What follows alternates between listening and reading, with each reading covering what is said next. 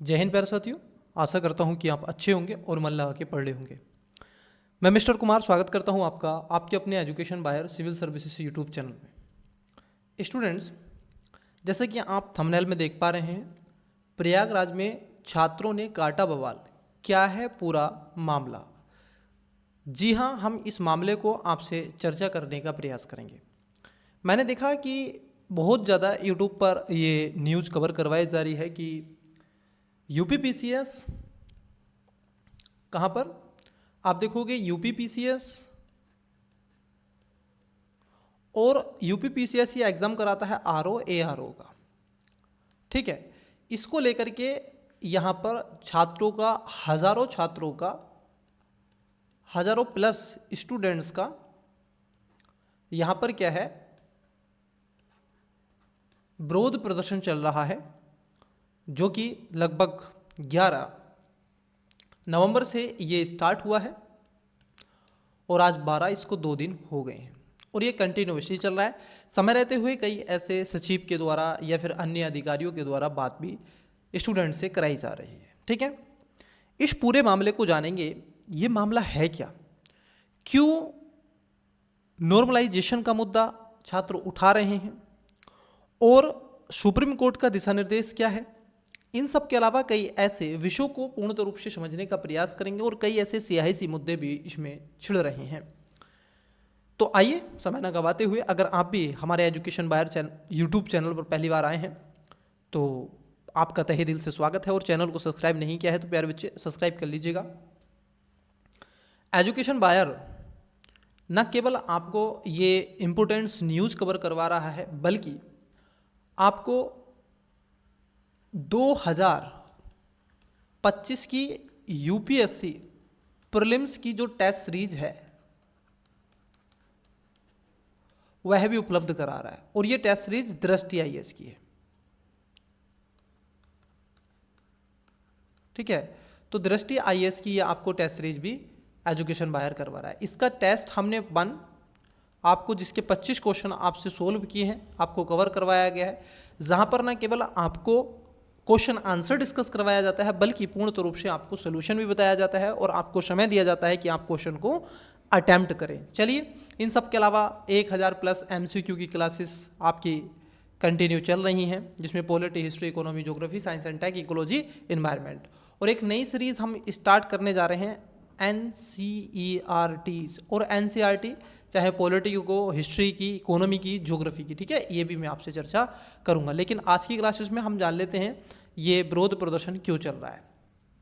देखिए मुद्दा क्या है। यूपीपीसीएस स्टूडेंट्स प्रोटेस्ट, एक दिन एक शिफ्ट का विरोध क्यों कर रहे हैं छात्र। यूपीपीसीएस छात्रों के गुस्से पर क्या है वजह। अब देखिए कौन सी वजह है जिसको लेकर के यूपीपीसीएस के छात्र गुस्सा कर रहे हैं, ठीक है। अब यहाँ पर न्यूज़ तो खास तौर पर यही आ रही है कि यूपीपीसीएस और आप देखोगे आरओ एआरओ की परीक्षा को लेकर के 11 नवंबर से लगातार आप देखोगे हंगामा मचा हुआ है प्रयागराज में। बट क्यों मचा हुआ है?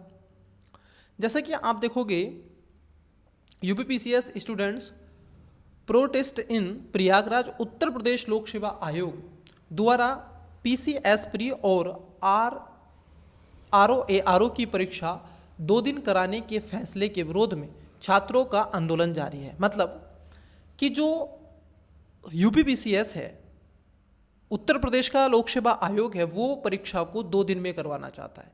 इस मामले का विरोध कर रहे हैं उत्तर प्रदेश के छात्र जिन्होंने इसमें फॉर्म अप्लाई किया है, ठीक। इस मामले पर सियासत भी जमकर हो रही है, सियासत भी इस पर जमकर हो रही है और इन सब के अलावा उत्तर प्रदेश की सरकार पर विपक्षी दल जमकर हमला कर रहे हैं। अब ऐसे में सभी के मन में एक सवाल यह आ रहा है कि आखिर यह छात्र यूपी लोक सेवा आयोग का घेराव क्यों कर रहे हैं और उनकी मांगे क्या हैं। अब देखिए स्टूडेंट्स की मांगे क्या हैं, उनको थोड़ा सा हमें क्या है जानना है। क्या जानना है? स्टूडेंट्स की मांगे क्या हैं।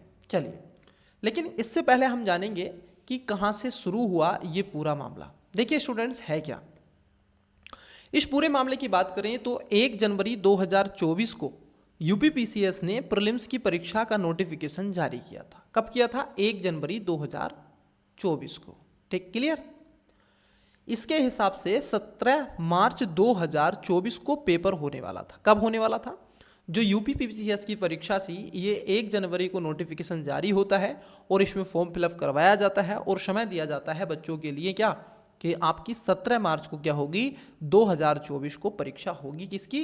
प्रीलिम्स की। प्रीलिम्स में 2 पेपर लेता है सर ये, जिसमें जीएस में 150 क्वेश्चन आपसे पूछे जाते हैं। ठीक है, उसमें हिंदी भी आती है, सॉरी उसमें कई ऐसे क्वेश्चन आते हैं, हिंदी का भी आता है।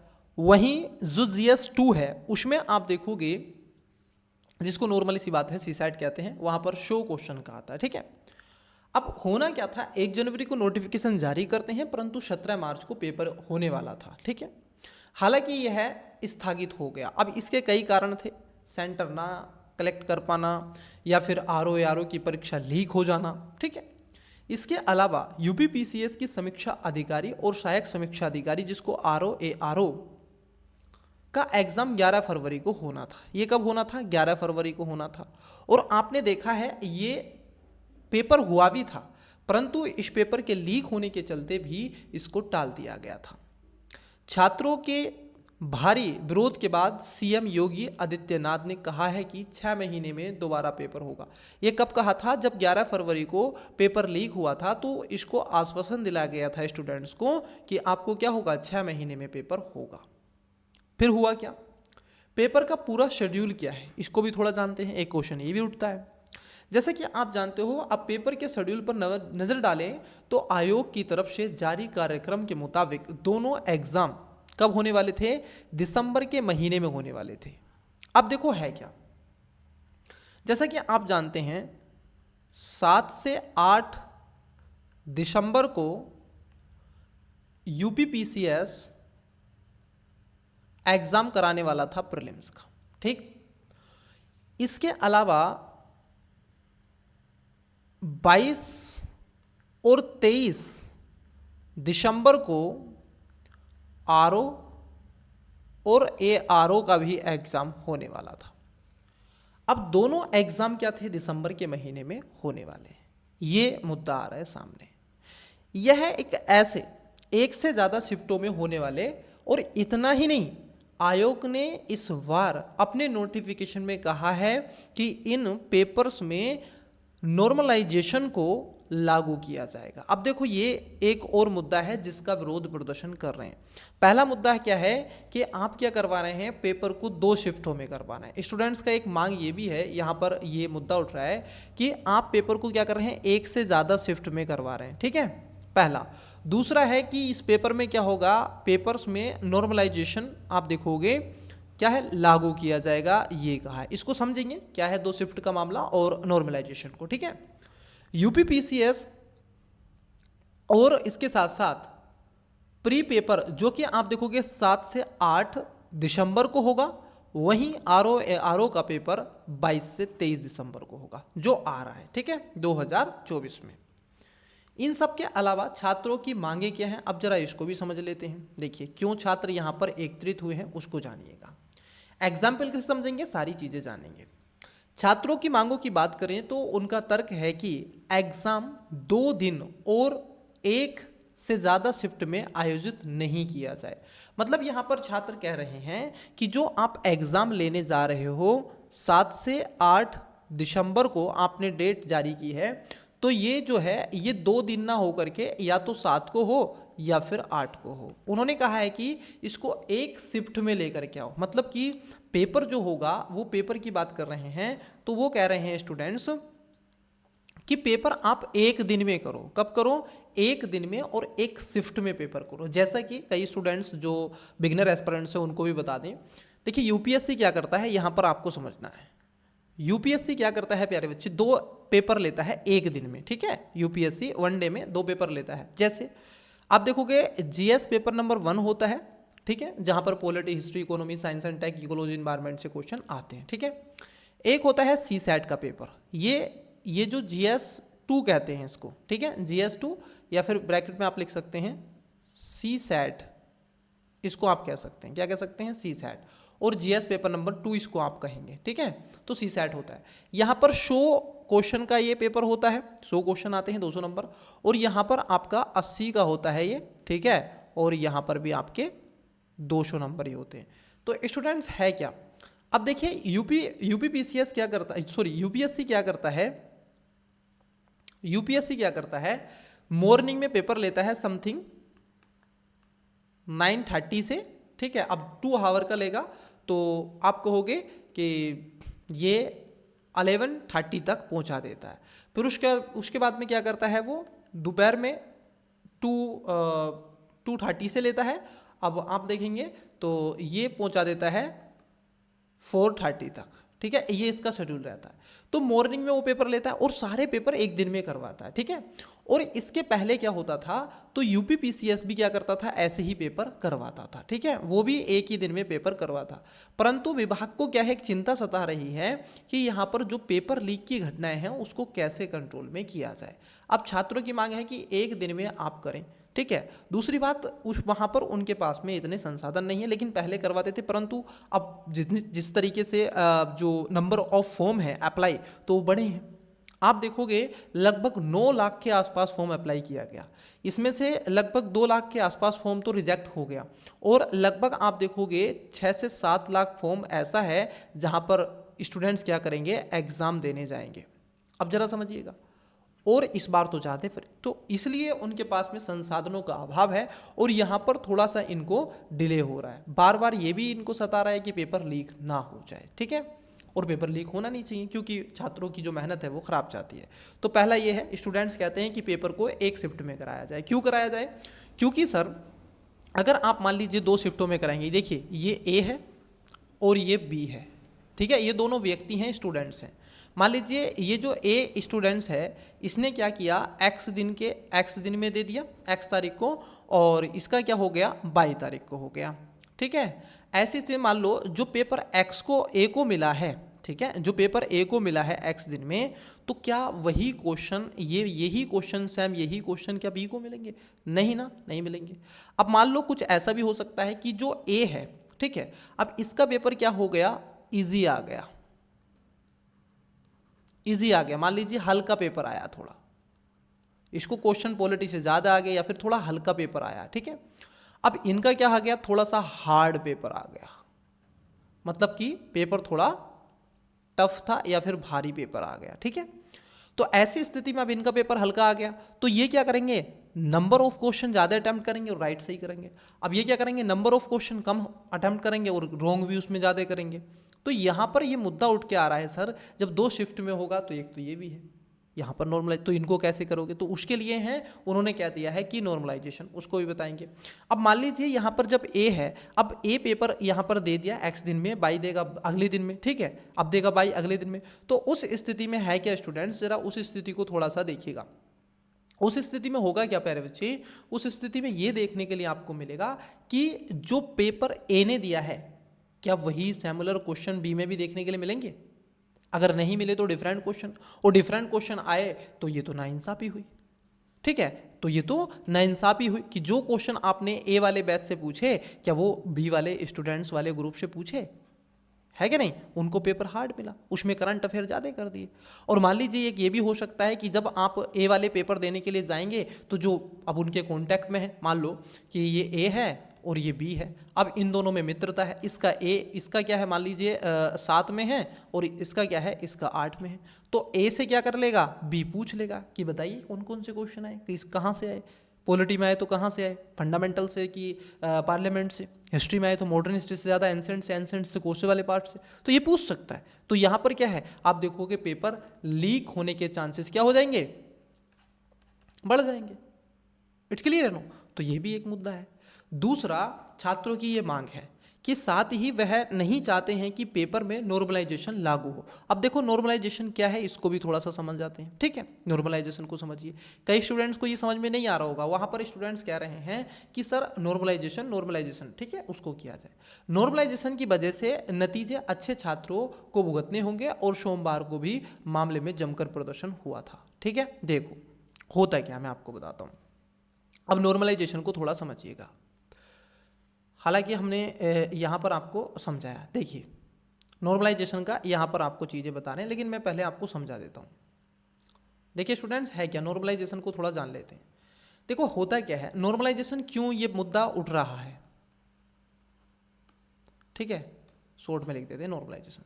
देखो अब यहां पर दो ग्रुप के छात्र हैं, समझना, ये ए ग्रुप है, ठीक है। अब दूसरे वाले का क्या है, कलर चेंज कर लेते हैं, ठीक है, और ये बी ग्रुप है।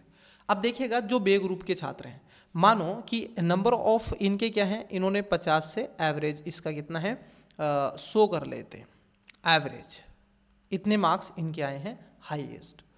वहीं नंबर ऑफ एवरेज की बात कर लें, इनके 50 से कितना है 120 आए। इट्स क्लियर है नो। अब जरा समझना, यहाँ पर मान लीजिए अब जो ये कर रहे हैं एवरेज अगर आप इनका निकालोगे तो आप कहोगे एवरेज किसका अधिक है, तो ए का अधिक है, यहाँ पर एवरेज बी का अधिक है, बी का कम है। अब देखो ऐसी स्थिति में होता क्या है, एग्जाम में देखो नॉर्मलाइजेशन कैसे होता है। मान लो कि परीक्षा में आप देखोगे 15,000 बच्चे क्या थे, एग्जाम देने गए, ठीक है, 15,000 एग्जाम देने गए और उनके नंबर ऑफ आप देखोगे एवरेज भी ठीक ठाक था, परंतु उस परीक्षा में क्या थे, बच्चे थोड़े अधिक थे। अब उनकी जो संख्या थी, भाई ये तो वो थे पास आउट थे, ठीक है, पास आउट बच्चे थे, लेकिन नंबर कितने थे, जो नंबर ऑफ स्टूडेंट्स हैं, नंबर ऑफ जो स्टूडेंट्स हैं वो यहाँ पर गए हैं, तो उनसे क्या करेंगे, इसको डिवाइड करेंगे, और जितना भी डिवाइड करेंगे और यहाँ पर मल्टीप्लिकेशन शो का कर देंगे, किसका कर देंगे, मल्टीप्लिकेशन यहाँ पर शो का कर देंगे। और जैसे शो का करेंगे तो आप उसका क्या कर लोगे, परसेंटेज आप क्या करोगे, उसका निकाल लोगे, जो भी परसेंटेज आएगा आप उसका परसेंटेज यहाँ पर निकाल लोगे, और इसीलिए परसेंटेज निकालने के लिए फिर इससे इसका इक्वल कर देंगे। तो ऐसी स्थिति में सरकार का कहना है कि ए और बी इक्वल हो जाएगा। परंतु स्टूडेंट्स हुआ क्या, यहाँ पे जो ज़्यादा मेहनत करने वाले विद्यार्थी थे उनको लेकर के इसकी हानि होगी, और जो कम मेहनती थे, हालांकि सभी अपने स्तर पर मेहनती होते हैं स्टूडेंट्स, ठीक है, परंतु कुछ बच्चे होते हैं जो नालायकी करते हैं, मैंने देखे हैं स्वयं, और जो बच्चे होते हैं बड़े सीरियस होते हैं और बड़े अच्छे से, मेरी क्लास में मैं देखता हूँ कि कई स्टूडेंट्स दबा के कमेंट्स करते हैं, दबा के क्वेश्चन आंसर का आप देखोगे क्वेश्चन का आंसर देते हैं, कमेंट्स बॉक्स भर देते हैं पूरा। कभी कभी मैं देखता हूँ, जैसे इकोनॉमी पर मेरे को एक विद्यार्थी का बड़ा अच्छे से नाम है, पूरी क्लासेस में उन्होंने, मैंने देखा था पूरे मेरे साथ में उन्होंने क्या किए थे, क्वेश्चन का आंसर दिया था। अब देखिए नॉर्मलाइजेशन का क्यों कर रहे हैं विरोध, ठीक है, ये मैंने आपको बता दिया। नॉर्मलाइजेशन के फार्मूले को हम एक उदाहरण के जरिए समझने की कोशिश करेंगे। मान लीजिए कि दो पालियां हैं, मतलब कि ए कै और ख, मतलब कि बी। ए कै शिफ्ट का पेपर थोड़ा सरल आ जाता है और ख शिफ्ट का पेपर थोड़ा मुश्किल आ जाता है। तो ऐसी स्थिति में स्टूडेंट्स क्या है कि जो शिफ्ट कै में औसतन अभ्यर्थियों को कितने हैं 150 से 120 नंबर मिले, और उसके साथ साथ वहीं शिफ्ट ख में औसतन अभ्यर्थियों को 120 से 100 नंबर दिए। अब यह है नॉर्मलाइजेशन का इस्तेमाल किया जाएगा और इसके तहत ख शिफ्ट के अभ्यर्थियों के नंबरों में क्या होगी, आप देखोगे बढ़ा दिया जाएगा, ठीक है। ऐसा इसलिए किया जाएगा ताकि दोनों शिफ्टों के नंबरों को एक समान पैमाने पर लाया जा सके, और नॉर्मलाइजेशन हो जाने के बाद सभी अभ्यर्थियों के नंबर क्या होंगे, एक पैमाने में बदल जाएंगे, ऐसा ये कहना है। अब यहाँ पर यही है कि सर नॉर्मलाइजेशन क्यों आप कर रहे हैं, क्यों जो सीरियस एस्पिरेंट्स हों उनको इसमें घाटा होगा। तो यहाँ पर ये अभ्यर्थी इसी चीज़ का प्रोटेक्शन लगातार कर रहे हैं कि पहला एग्ज़ाम क्या होना चाहिए, वनडे में होना चाहिए जैसे यूपीएससी कराती है, और उसके साथ साथ आप देखोगे जो कि आपका पीसीएस भी कराता था पहले और यहाँ पर। लेकिन स्टूडेंट्स मैं आपको एक और बात बताना चाहता, इसको लेकर के सुप्रीम कोर्ट का भी एक डिसीजन है, सुप्रीम कोर्ट भी यहाँ पर एक्टिव है। अब देखिए क्या है, मैं उसको भी बता देता हूँ। सुप्रीम कोर्ट ने क्या किया था अभी 2024 में ही क्या हुआ था, जब आप देखोगे मार्च में, ठीक है, मार्च में जब आरओ का पेपर लीक हुआ था, आरओ और एआरओ, जब ये पेपर आप देखोगे लीक हुआ था, तो उसी समय जो सुप्रीम कोर्ट है भारत की, उसने एक डिसीजन दिया था। वहाँ पर ये दिया था कि अगर आप मान लीजिए कोई चेंजेस लाना चाहते हैं परीक्षा में, किस में लाना चाहते हैं, अगर आप एग्ज़ाम पैटर्न में, ठीक है, कोई चेंज लाना चाहते हैं, अब उस चेंजेस को कब लाना है ज़रा समझना। इन्होंने कहा था कि नोटिफिकेशन के पहले आप क्या कर सकते हैं, चेंजेस ला सकते हैं। अगर कोई भी आप पैटर्न में बदलाव करना चाहते हैं, कुछ भी आप लाना चाहते हैं, तो इन्होंने साफ साफ कहा था, भारत की जो सुप्रीम कोर्ट है इसने साफ साफ ये निर्णय दिया था कि आपको नोटिफिकेशन के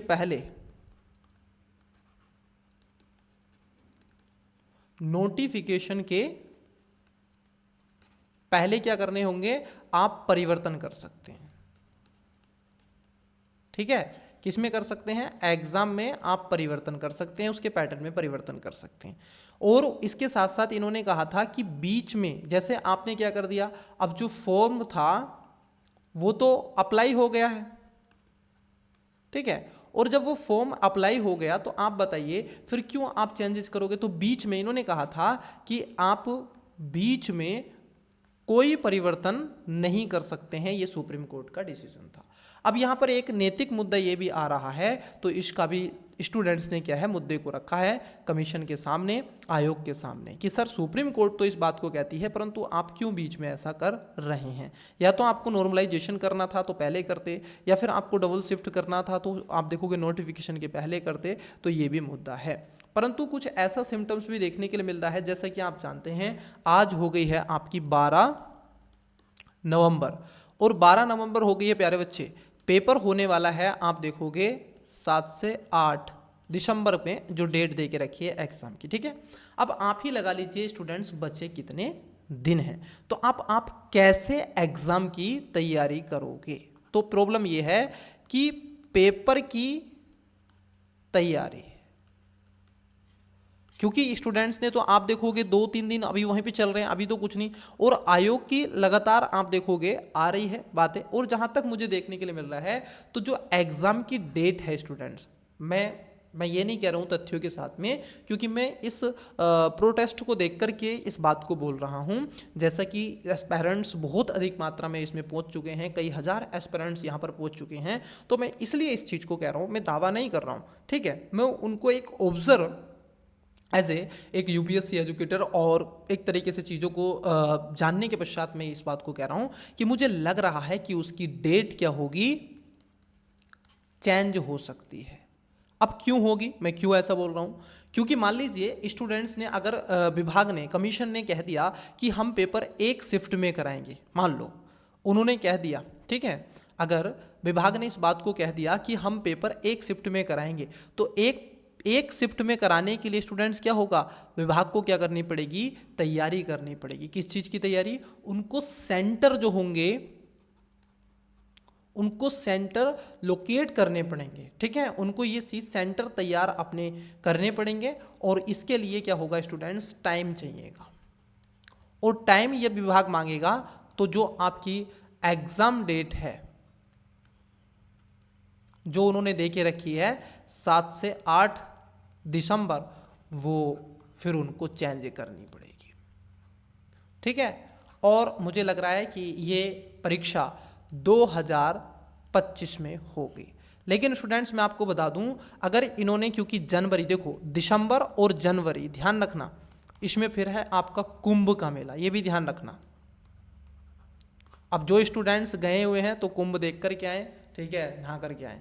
तो जो कुंभ है वो स्टार्ट है, तो वहाँ पर प्रशासन आप देखोगे बहुत अधिक मात्रा में ज़रूरत होती है, और एग्ज़ाम में भी प्रशासन की ज़रूरत होती है। तो प्यारे बच्चे, ये मैंने इसका पूरा आपको 360 डिग्री बताया कि इसका ओवरव्यूज़ क्या हो सकता है और कैसे क्वेश्चन आप देख सकते हैं। यहाँ से तो बनेगा नहीं, लेकिन ख़ास तौर पर ये चीज़ें आप, कई स्टूडेंट्स का कमेंट्स इसमें आएगा कि सर क्या अदर स्टेट में इस चीज़ का, हाँ कई स्टेट इसको क्या कर रहे हैं, भारत के कई स्टेट में, और ऐसी कई आप देखोगे कई परीक्षाओं में जो नॉर्मलाइजेशन है उसको फॉलो किया जाता है। लेकिन मुद्दा यही है कि सुप्रीम कोर्ट कहता है कि आप जो भी चेंजेस करना चाहते हैं तो अपने नोटिफिकेशन से क्या करो, आप अपने नोटिफिकेशन से पहले करो। जो आप करना चाहते हैं, आपको चेंज करने थे तो 23 में आप उनको चेंजेस को तैयार करके रखते, जैसे सुप्रीम कोर्ट यूपीएससी करता है, कभी कभी आपने देखा होगा। तो चेंज आपको कर रहे हैं तो आप करिए, ठीक है। तो स्टूडेंट्स, आज की क्लासेस में मैं इतना ही रहने देता हूँ। आपको वीडियो कैसा लगा कमेंट्स बॉक्स में बताइएगा, और इन सब के अलावा अगर आपने चैनल को सब्सक्राइब नहीं है तो कर दीजिएगा, जितना हो सके दोस्तों के साथ में शेयर कीजिएगा, चैनल को सपोर्ट कीजिएगा, मन लगा के पढ़ते रहिएगा। Best of luck, bye.